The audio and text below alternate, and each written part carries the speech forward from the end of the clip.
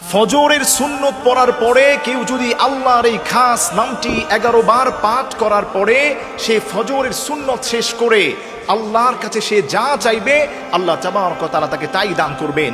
আপনার ব্যবসায় লোকসান হয়েছে, আল্লাহর কাছে আপনি চান, আল্লাহ আপনাকে দান করবেন। আল্লাহ বলছেন, আমার যেই গোলামটা ফজরের সুন্নত পড়ার পরে, হাদিসের মধ্যে বলা হয়েছে কেউ যদি ফজরের 2 রাকাত সুন্নত পড়লো, এই দুনিয়া আখিরাতের সমস্ত কল্যাণ তাকে দান করা হলো। সুবহানাল্লাহ পড়েন।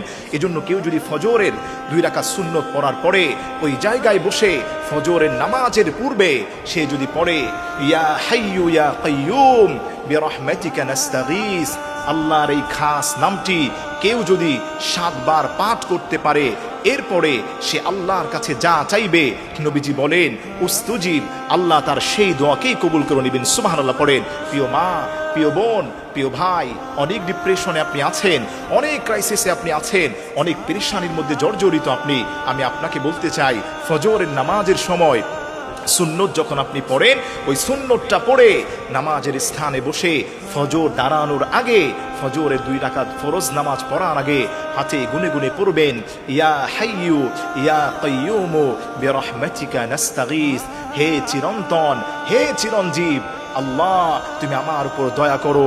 আল্লাহর যেই গোলামটা এই ছোট্ট দোয়াটা, আল্লাহর ইসমে আজম যদি ধরে কেউ 7 বার পাঠ করে যেই দোয়া করবে আল্লাহ সেই দোয়াকেই কবুল করে নেবেন। আপনার বিয়ে হচ্ছে না, দোয়াটা করেন। রিজিকে বরকত নাই, দোয়াটা করেন। ব্যবসায় মন্দা, দোয়াটা করেন। শত্রু লেগে গেছে, দোয়াটা করেন।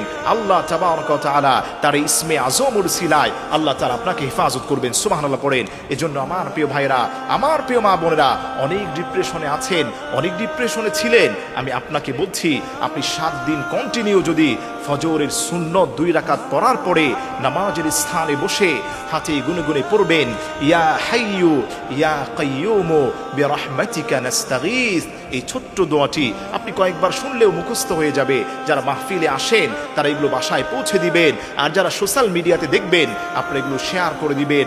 একজন ভাই যদি আমল করতে পারে, আল্লাহর কসম খেয়ে বলি আপনার নাজাতের ওসিলা হয়ে যাবে। এজন্য আমার প্রিয় ভাইরা আসেন, টেনশনের কোনো কারণ নাই, ডিপ্রেশনের কোনো কারণ নাই। আপনি আল্লাহর কাছে দোয়া করতে থাকেন, আল্লাহর কাছে আপনি চান, আল্লাহ তাবারক ওয়া তাআলা আপনার দোয়াকে কবুল করে নেবেন। আর আল্লাহ সুবহানাহু ওয়া তাআলা বলে দিয়েছেন ওয়ালিল্লাহিল আসমাউল হুসনা ফাদউহু বিহা, ও গোলামেরা, আমি আল্লাহর সুন্দর সুন্দর নাম রয়েছে, তোমরা আমি আল্লাহর এই সুন্দর সুন্দর নাম করে ধরে তুমি ডাক দিতে দেরি হবে, তৎক্ষণাৎ আমি আল্লাহ রাব্বুল আলামিন তোমার ডাকে সাড়া দিতে দেরি করব না। আল্লাহু আকবার। আল্লাহ বলেছেন উদউনি আস্তাজিব লাকুম, গোলামেরা তোমরা আমাকে ডাকো, আমি তোমাদের ডাকে সাড়া দিয়ে দিব।